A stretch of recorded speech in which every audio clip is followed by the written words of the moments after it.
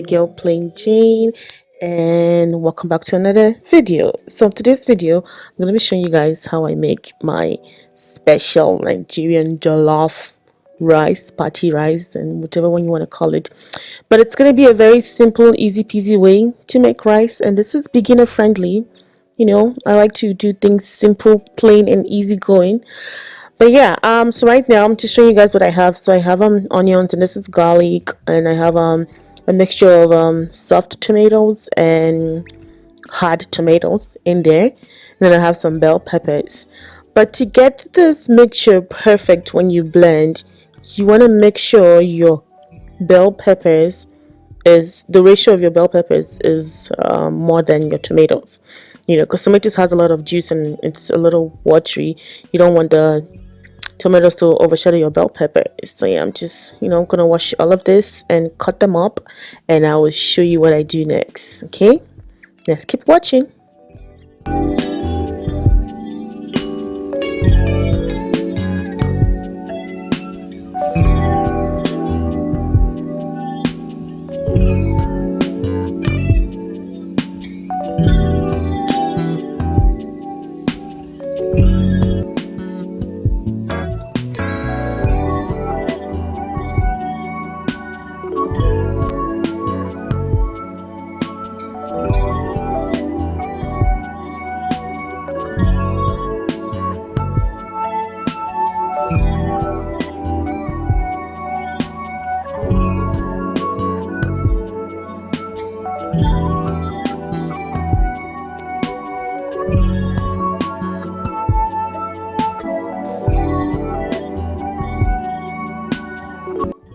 So right now I'm done slicing the tomatoes, the onions, and the bell peppers and the garlic, and I added ginger and some habanero pepper too. So I'm just put a Mrs. Dash, just spray Mrs. Dash in it. And I'm gonna add a little bit of some oil, some olive oil or granite oil, whichever one you have. And then the goal is to toss this in the oven on 260 degrees for 20 minutes. Just let it roast a little bit in the oven, and you would love the after effect of that. So I'm just adding a little bit of dry pepper here. It's called Cameroon pepper for those who know, just to give it that kick. And then yeah, I'm gonna toss this in the oven for 20 to 15 minutes and just let it roast. So yeah, this is me adding the granite oil to help it roast. And yeah, we'll be back.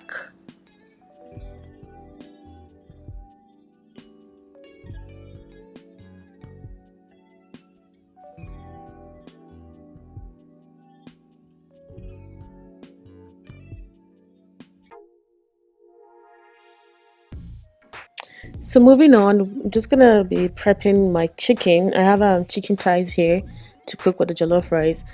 But one thing I find out for me is I love to use beef to cook my jollof rice or my stew, because the broth from the beef is so good. But this day I didn't have any fridge at home, and I think it was a Saturday, and my beef store was not open, so I just had to use what I haven't had in the freezer, and it was chicken thighs. So I'm like, you know what, we can do that. So I'm just I wash them. Please wash your chicken before you cook, ladies and gentlemen. Thank you. Amen. So I wash the chicken, and I typically use lime juice to wash my chicken too. And then I'm just adding some onions, some suya. Yes, I add suya to, just boil the chicken a little bit and then infuse that suya inside the chicken. You know what I mean? To give it some juice everywhere stew. And I'm adding a little bit of nutmeg here, and then I'm gonna add ginger and all this spice that that is gonna give your give your food a little kick. Sorry, my throat. I don't have coro. It's just cold. It's getting cold here. But yeah, some adding some bay leaves, Mrs. Dash. So I added some salt too, and I'm not gonna add too much water here, but enough water for it to just cook and soften the chicken a little bit. And then I'm gonna transfer the chicken into the oven. I hope you guys Like, just the steps I'm doing is really explanatory. So if my voiceover isn't that good, I hope the video explains itself for you guys. But yeah, let's just keep watching.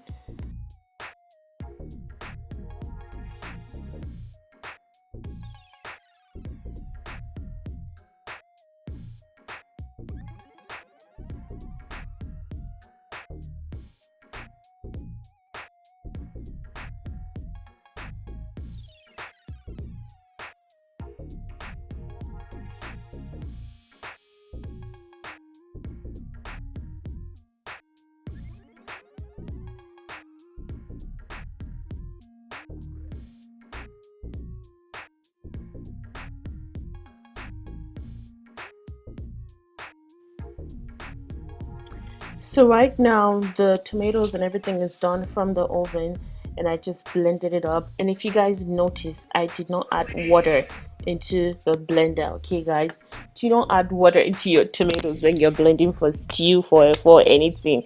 It doesn't help. It just reduces the thickness of your tomatoes, and it just makes your stew watery and tasteless. So don't add water. And another good advice I would give anybody, even as a student, this blender I'm using is called the Ninja blender, and it's less than $60, guys. It's not expensive. I saved for it. I saved to buy it. I saved for like 3 months to get it. Yeah, I'm broke. But it's a good investment for me because it's really good. It blends every and anything, and it's good for your tomatoes. Like, I'm not adding water. And if you notice, I'm just blending and putting it in a sieve to drain the extra water that comes out from the tomatoes itself.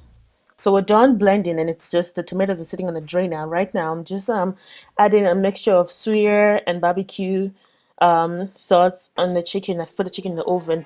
Now we're gonna fry the tomatoes, and I hope you enjoy that part. Just, yep, just fry the tomatoes and I'll show you guys all the steps we're taking, okay? So now I am frying my onions, and one goal I usually do, one thing I usually do is to let the onions fry for like 3 to 5 minutes on its own on medium heat, not to like get it burnt. Just let the juice of the onions mix with the oil, okay? That helps to give your oil a very good taste, and it just helps to spice up your stew. So right now I'm adding the leftover oil I'm using for the stew, and I'm just gonna mix the tomatoes a little bit. You see how thick my tomatoes is? Like, no water, nothing, just plain tomatoes, onions, and everything I blended. And I'm just gonna let this fry on its own, and I'll close the pot and let it fry for 10 to 15 minutes, and I'll get back to it. So then we'll let that stew sit on its own, and we're gonna move over to the rice. So it was really hot this day, and I was just trying to have something cold to keep me from sweating too much. So I'm cooking 3 cups of rice, and I'm gonna be using the oven to do my jollof rice. I have not cooked rice on the stove for a very long time because I just like the oven method. Okay, I just like the oven method. So yeah, 3 cups of rice, and oh my god, people wash your rice. Like, I've noticed a lot of non-West Africans and a lot of Caucasians who do not wash their rice when they cook rice. Washing your rice helps to take away the starchiness from the rice. It helps to take away all the chemicals that the rice has, that chemical process the rice went through while making the rice. If you guys understand my English. But yeah, please learn to wash your rice. So you see the tomatoes has been frying for 10-15 minutes, and I've actually reduced the stove to 4 by now, and I'm just gonna mix it round and turn that around. So I'm just mixing the pot round, and then we're gonna add our spices. So this is me adding Mrs. Dash. Once again, I love Mrs. Dash, fave. I'm gonna add some salt, some dry peppers, some curry and thyme, bay leaves also, to just, give it a little kick and spice here and there. And I don't know how to measure spices when I cook, guys. I just look. I use my eyes and my 6 senses to know if it's gonna be too much or too small, if it's perfectly okay. Africans, we say we just put the spices until our ancestors tell us it's okay. But for 3 cups of rice, this stew is gonna be more than enough, and I'm gonna have some left over. So Just I would recommend you just add a little bit from the beginning so you don't have too much spices in the food. So add a little bit, and when you taste and you feel like it needs more, then you can add more. So yeah, we're just gonna be spicing the tomatoes up and then let it cook for another 20 to 25 minutes again. Okay.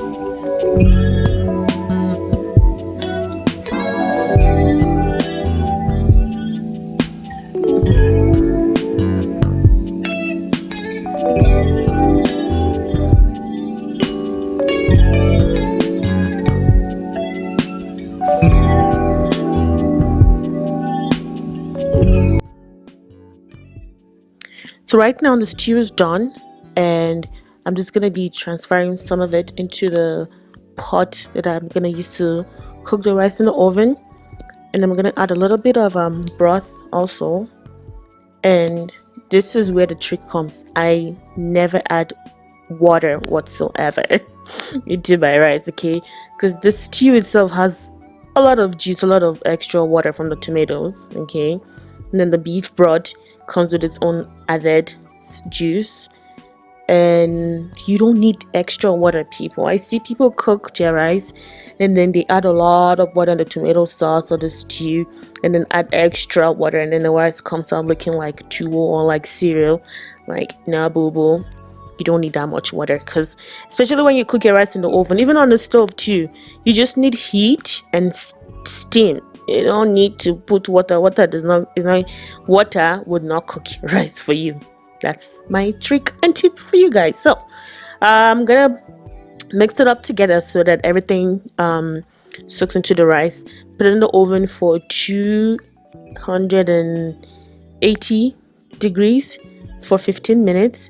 Bring it out, check it and see if it needs more or if it's soft enough. Add more stew and put it back. Add a little butter, and our rice is gonna be ready to eat. And mind you, this quantity of rice serves 6 to 10 people. Okay, so let's keep watching and see the end result.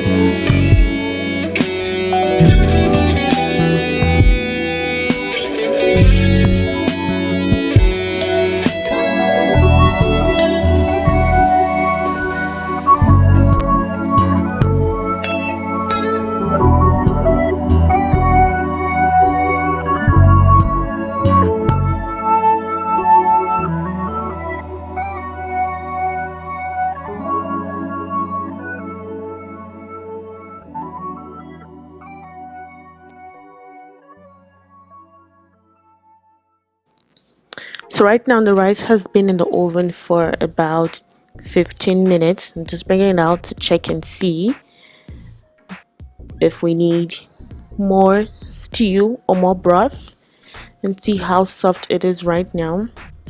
And we're gonna pop it right back in for another 10 minutes for it to cook again. And one thing I wanted to just say is, so this pot I'm using in the oven, I got it from my thrift store here for like I think $5. I can't remember, but it's really cheap. And yeah, just a tip for you, so it's not that expensive. But yeah, rice is almost done, and we are gonna check and see what needs to be done. But pretty much at this stage, sometimes if I want to, I add a spoon of butter in the rice just to give it another juicy taste. I'm salivating literally talking right now, just to give it another juicy taste. Yeah. And then also just add a fresh habanero pepper too, but I did not want to make this for too spicy because it's already spicy the way it is. So yeah, I'm gonna check that, flip it around. I'm gonna add more stew on top of this and put it back in the oven for another 10 to 12 minutes for 280 degrees, and rice is gonna be done and ready to eat. Yes.